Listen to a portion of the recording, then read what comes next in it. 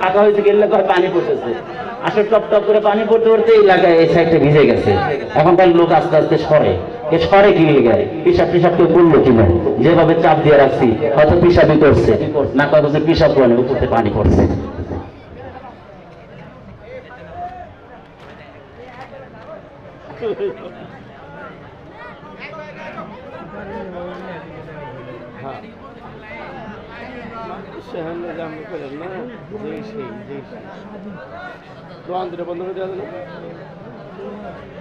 আমি ততক্ষণ বলতে আলোচনা করবো না যতক্ষণ তো পরিবেশ ঠিক হবে না। আমি কিন্তু অন্যদের মতো না, আমার হয়তো আলোচনা শুনছেন নিতে পড়বে। আমি এই গাইবান্ধাতে এদিকে কোন জায়গায় আসছিলাম জন্য,